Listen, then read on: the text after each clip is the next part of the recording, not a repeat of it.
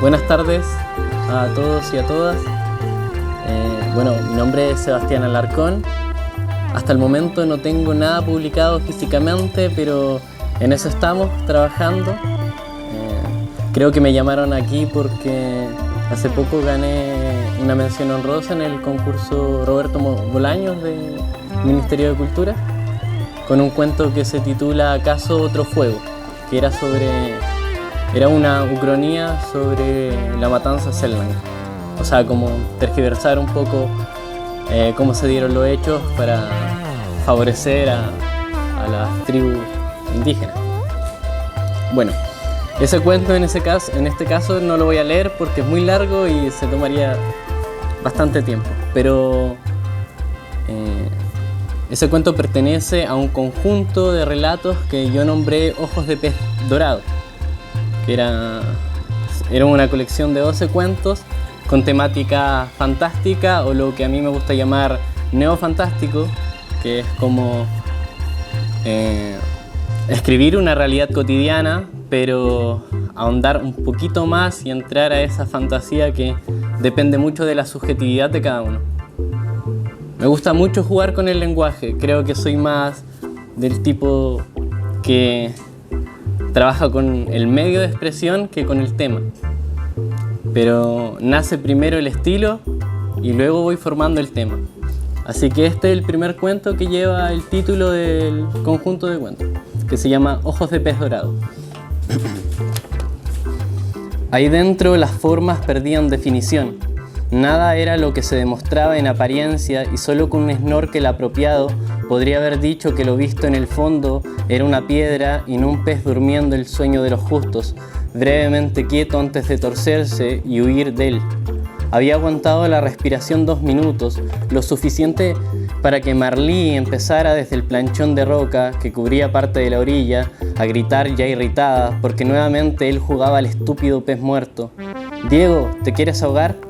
El ruido de su voz amortiguada por el agua no impedía reconocer el obvio matiz de los sentimientos, su delicada preocupación de años, siempre la misma, inagotable. La ignoró, fingiendo estar ahogado. Podía seguir bajo el agua 1 minuto, quizá un poco más. La idea no era asustarla, pero su pequeño pánico le resultaba casi gracioso, porque si hubiera estado muriendo, sus pulmones llenos de agua lo llevarían al fondo. No estaría flotando tan grácilmente con la espalda dando el sol. No más de 2 minutos. Sonrió bajo el agua, pensando que ella estaba divirtiéndose, jugando otro papel en la farsa. «Diego, péscame, por favor». Conocía los límites de su tranquilidad. Ella resistiría un poco antes del primer garabato y después saltaría al agua, no para salvarlo de un hipotético ahogo, sino para golpearlo en una modesta ira húmeda. «Diego, mierda». Oyó cómo saltaba al agua, los golpes de sus brazos contra la superficie, las palabras entrecortadas por el mar que entraba en su boca abierta.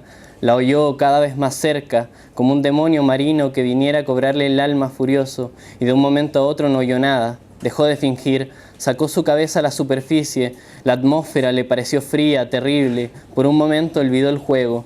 Donde estaban había a lo menos 3 metros de profundidad. Giró en torno y no vio más que la playa, algunos botes y los planchones de roca que se dejaban golpear por la marea baja de las 4 de la tarde, la cual ya entregaba los primeros síntomas de una violencia que vendría con la caída del sol. Empezó a gritar, sinceramente preocupado: «Marlí, Marlí». Al principio pensó que iba a sufrir un calambre, pero solo era la mano de Marlí que le tomaba el tobillo desde abajo, con una fuerza jamás sentida ni en plena conformación del amor. Se comenzó a hundir hasta que sus ojos, desacostumbrados a esa otra refracción, mucho más densa que la de rutina, se encontraron con los de ella, quedamente tortuosos, impávidos como nácar en la opacidad del fondo. Como lo esperaba, ella le dio un puñetazo que, a pesar de la presión bajo el agua, fue rápido y contundente. Volvieron a subir, sus manos sintiendo la piel fría del otro, nadaron hacia el planchón más cercano y, una vez sentados en la roca, cayeron en sus cuerpos, complacidos de la desnudez formal que facilitaba el entorno. Marlí, a un lado, pasando su mano por su tronco, acariciándolo con los dedos, lo observaba. De pronto, volviéndose hacia el horizonte, comenzó a hablar. El hombre paseaba por el planchón, buscando mariscos y sobre todo un pez de esos que se quedan atrapados en los agujeros de la roca. Vestía con harapos, iba todos los días al mismo lugar. La hora dependía del estado de la luna. En ese sentido conocía bastante su fuente de alimentos. Encontraba lapas, chapes, caracoles, una que otra pancora, pero jamás un pez. Marlí siempre se ponía a contar historias en la playa, como si de una tradición inmemorial se tratase. Nunca decía la fuente de sus palabras, pero su formulación siempre parecía venir de un lugar inaccesible en su relación. Aquello no le molestaba en absoluto, al contrario, en casa, mientras ella dormía o se concentraba en su trabajo académico como profesora universitaria, transcribía sus historias lo mejor que podía. Había llegado incluso a dar los relatos a la clase de literatura que él impartía los martes y jueves. A los jóvenes parecían gustarles y a él, desde luego, le interesaba saber qué pensaban de las palabras de su esposa. Una forma de hallarle quizá una posibilidad de significados a lo que ella no podía explicar, al menos lógicamente. Le entristecía no encontrar un pez. 5 años de frecuentar el mismo lugar. Al irse de las rocas siempre mascullaba sobre no haber visto ninguno y sus ojos parecían vaciarse con cada fracaso diario, adquiriendo ese color desgastado propio de los objetos expuestos al aire marino. Los pescadores locales que lo veían ir y volver debatían su estado, que era un loco, que había sido un hombre distinguido, pero la pérdida de su mujer lo derrumbó y que desde entonces no dejaba de ir al mismo roquería durante las mareas bajas. Cierta vez ellos mismos le ofrecieron los pescados obtenidos en la jornada. «Señor», le dijeron, «mire, tenemos de sobra escorvina, así como ofrecen los pescadores agradables en ciertas caletas, tú sabes». El hombre, antes de que el pescador continuara hablando, le respondió que no era necesario, que tenía una bolsa con mariscos y que en todo caso no le gustaba el pescado. No le volvieron a ofrecer jamás. Marlí cortó el relato para besarlo. «¿Y qué sigue?», le exigió él, alejándose un poco. Ella, en cambio, se acercó mucho más, acomodando la cabeza en su torso, ya seco al calor de la tarde, espolvoreado por los residuos de la sal. Aún mirándolo a los ojos, dobló la cabeza para besar su piel y sentirla con su lengua. «Me gusta que sepas a sal». Él se detuvo en sus ojos, levemente desviados por su posición. Eran de un verde desteñido. A pleno sol se mostraban dorados. Fue lo primero que le llamó la atención, al menos en su superficie, de la misma manera que es mirar el agua antes de sentirla con cuerpo y alma, calando los huesos. «A mí me gusta besarte aunque no sepas a sal». «Entonces a mí quizás me guste más la sal que tú», respondió ella. «Entonces me mantendré aliñado. Si cumples, prometo revisar los trabajos de tu clase». Ambos rieron, él esperando que la promesa no fuera ajena. Los botes ya estaban recogidos en la orilla, aún húmedos del oleaje y del largo recorrido de vuelta. Pescadores y locatarios regresaban a sus hogares de luz cálida. El sol no se había ido por completo, el calor que les proporcionaba aún les hacía sudar. Antes de ir a su auto, se zambulleron una última vez. El agua estaba incluso más agradable que a pleno sol. El cielo se tornó morado y aún ellos estaban en el mar. Los asientos del auto delataban su salida frecuente. La sal marcaban con precisión los contornos de sus piernas en la tela negra. La playa siempre había sido su lugar de encuentro. Se conocieron en la universidad. Curiosamente, ambos vivían en Lota, pero en extremos diferentes. 15 años desde eso. Se convirtió en un ritual. Incluso después de mudarse a Concepción, tomar la 160, entrar en Lota, ir directamente al mar, todo ello implicaba redescubrirse, atar nudos abiertos y fulminar insomnios de semana. Las historias de Marlene eran la parte más importante. «¿Cuándo terminarás el relato de hoy?», preguntó Diego, una vez llegaron a casa. «Cuando regresemos. Fuera de la playa no puedo terminarlas, como que se me hace imposible, no sé», respondió ella, bajando la cabeza, riendo apenas. «Bueno, entonces será para el otro finde. Esta semana es la más complicada, ya después podremos ir todo el verano». Ella sonrió. «Me gustaría muchísimo». La semana fue como creyeron. No se detuvieron un segundo a pensar algo diferente a la revisión de certámenes, la retroalimentación correspondiente para cada alumno que la solicitara y el envío de resultados a decanato. Diego no había vuelto a insistir con la historia, pero no dejó de pensarla. El sábado no fueron a la playa y se dedicaron a las últimas revisiones. En la noche se olvidaron un poco de todo con una película. Durmieron casi hasta el mediodía. El domingo se presentó soleado, esa careta poco habitual del día, y llamaba a entregar el cuerpo al sol. Eran las 3 cuando Marlene, ignorando su cansancio, propuso ir. Llegaron a las 5, el mar estaba picado. ¿Y cómo continúa? ¿Por qué querían encontrar un pez? Ella estaba acostada en él, que le rodeaba el cuello con su brazo derecho. Todo lo que decían los pescadores del hombre era cierto. Había perdido a su mujer hacía 4 años, ahogada durante una marea alta. No era para variar su alimentación por lo que buscaba un pez. Las razones tenían que ver con su esposa. Ella había sido una soñadora. Cierta vez, antes de morir, le contó al hombre que era la reencarnación de uno. Por eso le gustaba el agua. La mujer no teorizaba. Fui alguna vez un pez, le decía explícitamente ante el mar. Lo sé porque logro ver perfectamente cuando estoy sumergida. Miraba al hombre. Los ojos son lo único que conservo de esa vida. Él, por supuesto, no creía ninguna palabra, pensaba que trastabillaba, que hablaba a través de metáforas, y ella continuaba como si nada. ¿Sabes? Cuando muera, volveré a ser lo que alguna vez fui, lo sé, y clavaba sus ojos dorados en los de él. Me reconocerás, yo me dejaré atrapar en las rocas y me reconocerás, entonces morirás también y podremos vivir juntos hasta la otra vida. El hombre, incrédulo, le reprochaba la idea, le decía, riendo, que ni siquiera sabía si iba a morir antes de él. La mujer, claro, murió primero. Marlene cayó mirando al cielo. Ya empezaba a oscurecer, el viento era cada vez más fuerte. «¿Nos bañamos antes de irnos?», sugirió él. Entraron al agua cuando el último cuarto de sol entraba por el horizonte. Mientras nadaban, casi no se veían, pero lograban distinguir sus formas. Se acercaron y se sintieron, no quisieron decir nada, todo estaba dicho en la frecuencia compartida, en el ritmo lento de sus corazones en el agua, como si la densidad de ésta hubiese tomado tranquilamente su carne. Pero de pronto una ola les golpeó los rostros y los separó. El mar se agitaba, Diego no veía a Marlene por ninguna parte. «Marlene, Marlene». La respuesta a sus gritos no llegó. Desesperado nadó hacia el planchón. Una vez arriba de la roca volvió a llamarla, buscándola entre los movimientos del agua. Por un segundo no quiso reconocerla, pero era ella. Su espalda blanca sobresaliendo apenas, la cabeza sumergida, se balanceaba con el fluir violento de las olas que la azotaban contra las piedras. Pensó en una fugaz contradicción con el presente, que ella resistiría menos de un minuto antes de hundirse por completo. Los forenses dijeron que Marlene murió en el agua, lesión cerebral traumática. Tenga la certeza de que no sufrió más que el breve impacto, le habían dicho, como si eso supusiera la tranquilidad, explicar más o menos la sensación de quien ya no tiene sensaciones.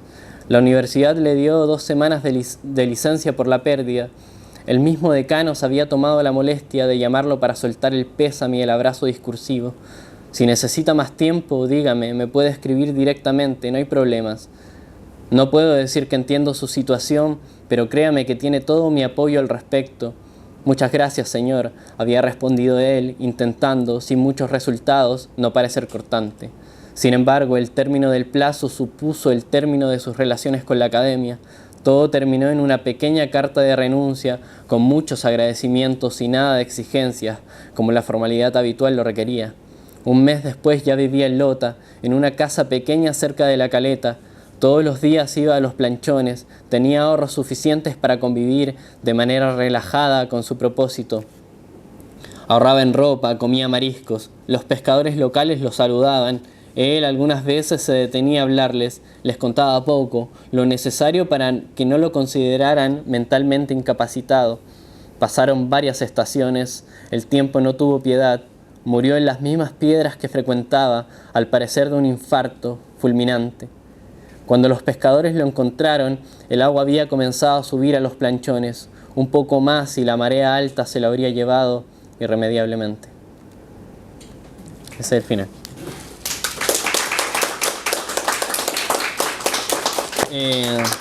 El segundo cuento, permiso, es que estoy quedando ciego. Y este es para la pantalla. El segundo cuento se llama Sobre todo la costumbre. Y fue un ejercicio en el que el discurso se abría en una línea recta. Eso quería hacer yo. Pero, bueno, escuchen. Sobre todo la costumbre. Hay que entrar despacio después de las 2 de la mañana para que los niños no comiencen la ceremonia y la despierten antes que se le pueda dar ese beso sutil que sabe es la costumbre. Lamenta que deba ser así, pero el oficio solo ofrece esa oportunidad. La luz de los focos de la calle da tenuemente al portón metálico y se divide lo suficiente para entregar una justa medida a la casita del perro que está echado. Está previsto, claro. El animal reconoce el tabaco en la chaqueta, el pino del aserradero, el agua brava que se pone por las mañanas antes de salir. Por eso ni se molesta, solo levanta la cabeza y se pasa la lengua por el hocico, asegurándose de estar en lo correcto, y vuelve a su posición habitual. Eso le dice su cola. Toma el pomo, no puede girarlo, desde luego, lo ha olvidado. La llave debajo del primer macetero a la derecha, el del dólar amarillento que parece no aguantar el sol del verano. Abre la puerta, 1 centímetro por cada segundo. La respiración medida como de hombre en medio del mar. Adentro huele a masa, a azúcar, seguramente panqueques o bizcochos de naranja, los que está acostumbrada a preparar los viernes en la tarde mientras ve la serie con la que la risa de los niños llega hasta el exterior. Cierra la puerta con la misma delicadeza con que la abrió. Arrastra los pies hasta el sofá de cuero que está frente a la televisión, que es enorme. No enciende la luz, porque llegaría al pasillo del segundo, donde los cuartos deben tener las puertas medio abiertas, y no quiere arruinarlo. Quiere la sorpresa, las palabras al oído a la manera de un susurro de alma a alma. Sentado, se quita los zapatos. Tiene los calcetines húmedos por la caminata desde el aserradero, pero no importa. Mientras los tenga puestos no hará ruido. Se mantiene unos 10 minutos en la misma posición. Debe acostumbrarse a esa oscuridad para establecer el contacto con el espacio. Se levanta. El cuero genera un extraño sonido al roce con los pantalones de gamuza. Sin embargo, es débil, no podría perturbar ni el más frágil sueño.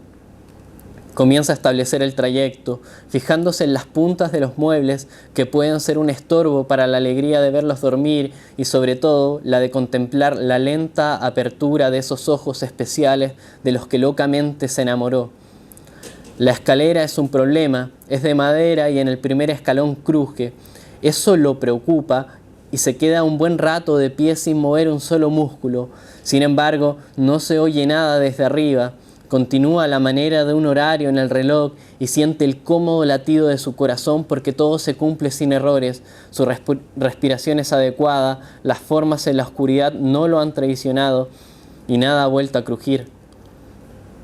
Llega arriba sin problemas. La puerta de la derecha no está cerrada del todo. Se acerca y la abre por completo, tal como abrió la de la entrada, centímetro por segundo. Es la habitación de los niños. Duermen como gatitos. Sus pequeños cuerpos se contraen y retraen al ritmo sigiloso de su respiración.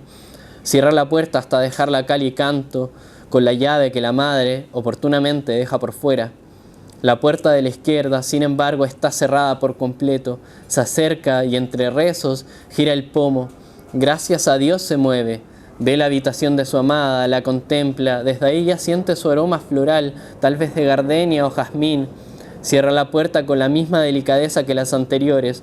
La observa, la ve respirar con fragilidad. La boca entreabierta deja ver el diastema que tanto había llamado su atención cuando la observaba desde la distancia.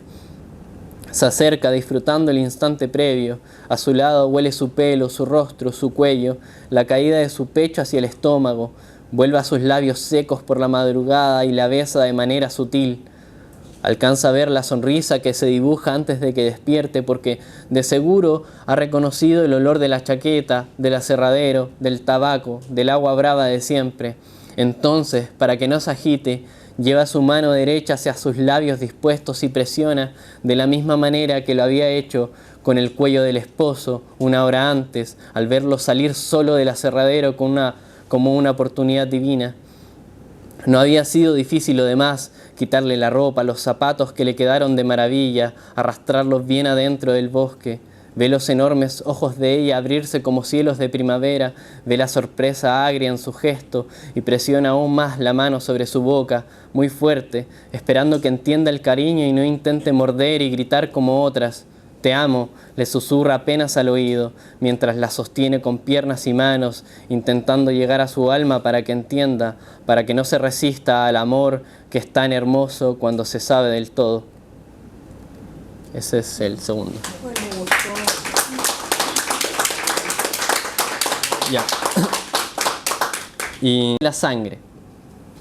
Bueno, Un ejercicio de los modos verbales, en este caso, de cómo solo en el texto se puede ver hacia el futuro.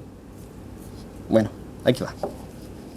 No era difícil de imaginar, con la cara hacia afuera por la ventana, aún con los calzoncillos como única separación con la desnudez, a Raimundo golpeando su puerta, él preguntando quién anda, toda la cordialidad en ese primer abrazo trágico. ¿Qué diría su cuerpo en el primer contacto? Calidez, clima veraniego, tal vez sudor en aquella espalda ancha. También sus latidos se sentirían sudados, algo así como un ritmo mojado, desleal, vengativo sobre todo. Iría, por supuesto, la mirada al reloj. No era difícil imaginar las primeras proposiciones. Dirían tal vez la cerveza a esa hora de la mañana. Esperarían a que el sol se levantara un poco más sobre ellos, que rebasara la dirección transversal hacia su ventana oriente, que subiera sombreando el living y luego el balcón. Ofrecería el café en la italiana con un poquito de leche. ¿Te parece? No tengo mucho, pero es para afirmar el ánimo. Los motivos siempre difusos, pero incuestionables, porque la amistad también tiene que ver con la sangre ajena. La cordialidad está obligada, necesaria por esa costumbre de los años, de esos decires pasados entre el Borgoña, como un alivio a la hostilidad del tiempo, rematando rítmicamente siempre. Ven, pasa, siéntate en el sillón, estás en tu casa, Raimundo. Sardónica, cínicamente. Ahora sí el café, el pan tostado con mantequilla, un trozo de queso fresco que guarda en el refri, y después de comer lo ofrecido, saldría al balcón, miraría detenidamente a los edificios para esquivar lo esencial, para mojar su lengua con otra causa. Tienes una excelente vista hacia la universidad, adquiere otro aire el campanil, menos etílico, no como antes de las clases más aburridas. Lo diría sin dejar de mirar, supe que te rechazaron el magíster. Así es, le respondería él.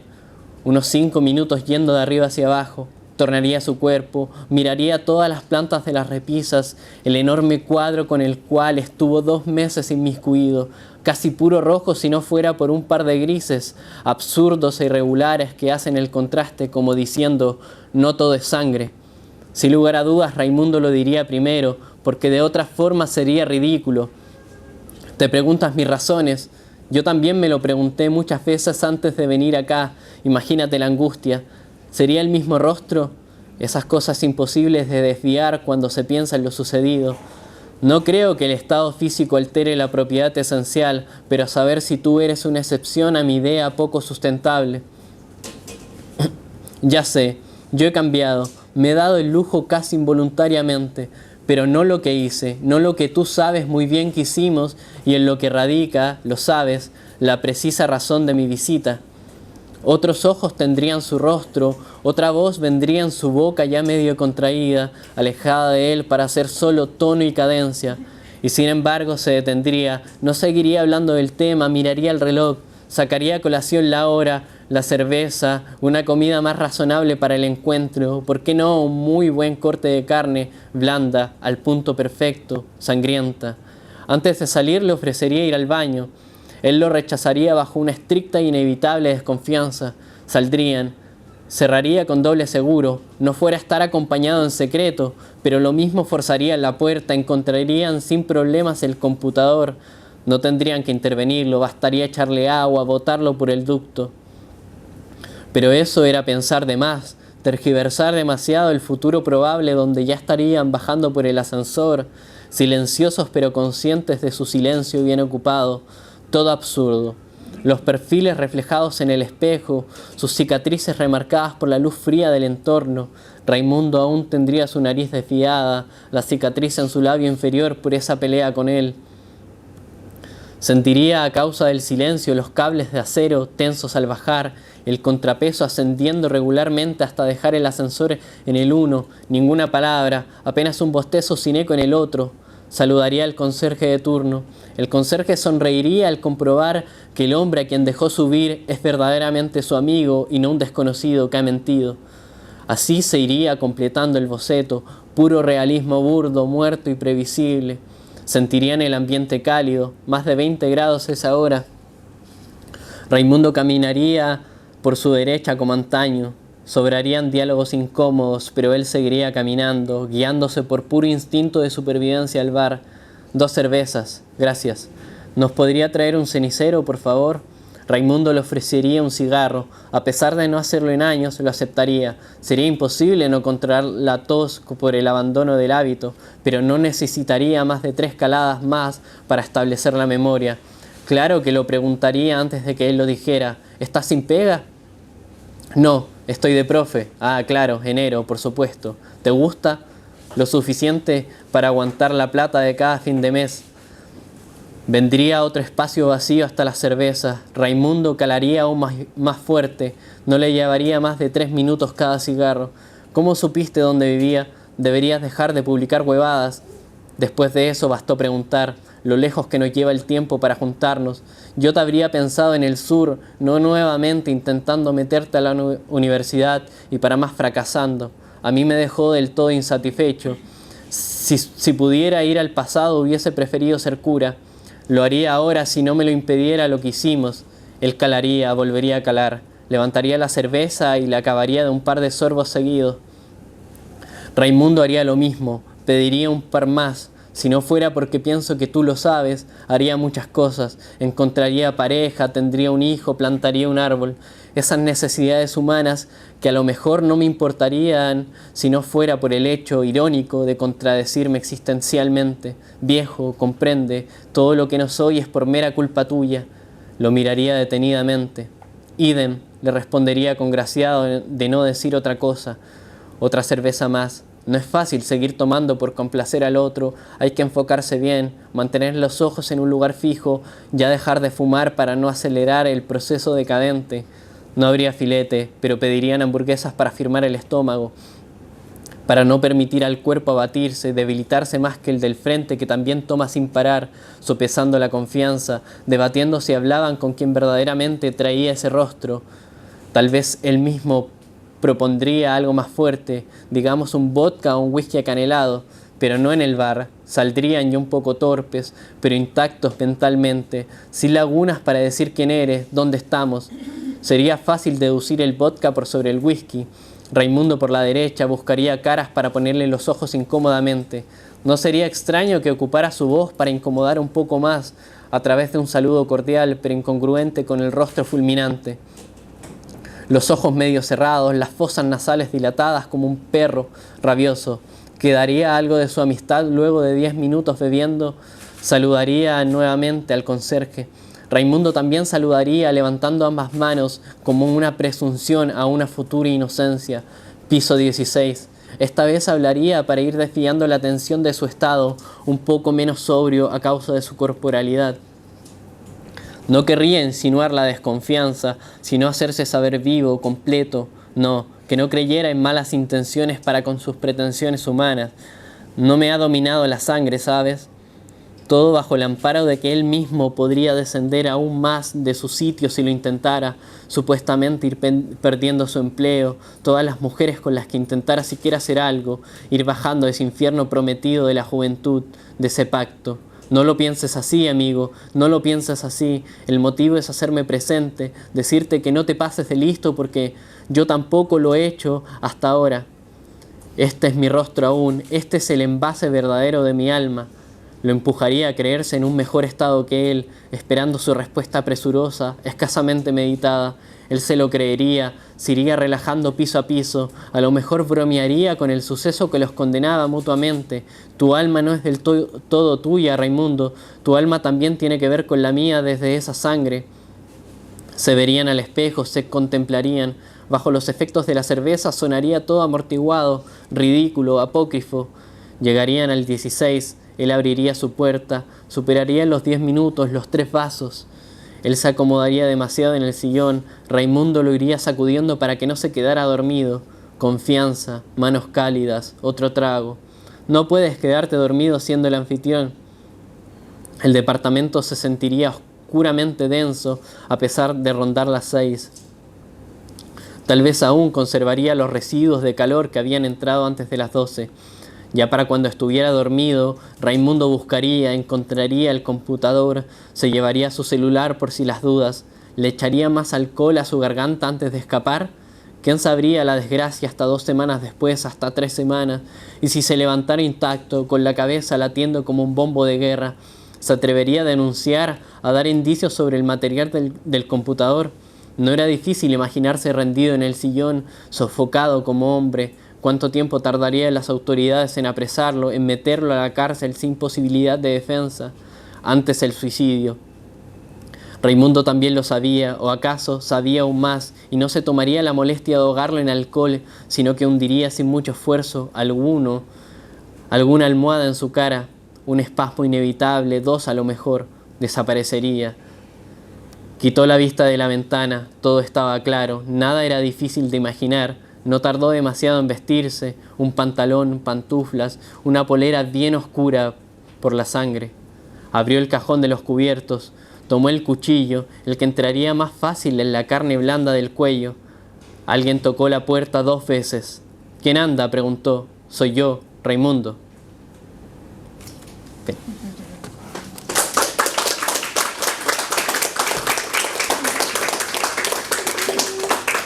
Gracias, Sebastián. Una pregunta, chicos, pueden hacer para que la responda. ¿O alguna retroalimentación? Estamos encima de la próxima invitada. Invitadas. Yo quiero felicitarlo, muy lindo. Yo soy, amo a Cortázar y me lo recordaste cualquier cantidad. Es una gran influencia. Sí, porque hasta la forma de... iba con Cortázar, pero por supuesto que chileno mucho más joven, pero eso no me merece tu talento, realmente lindo. Gracias. Sí. Felicito. Me gusta jugar con el ritmo de las palabras en el cuento. También me dedico a la poesía y he obtenido algunas menciones por allá, pero el cuento es mi predilección y también intento que sea un fluir de palabras continuas, sin estancamiento. Como que ahí va mi tipo de escritura. Y como bien dice, me encanta Cortázar, me encanta la literatura argentina, Borges, sobre todo. Y ese tipo de literatura fantástica, más alejada de eso que se cree en Latinoamérica, que es como el realismo mágico siempre. Bueno, gracias.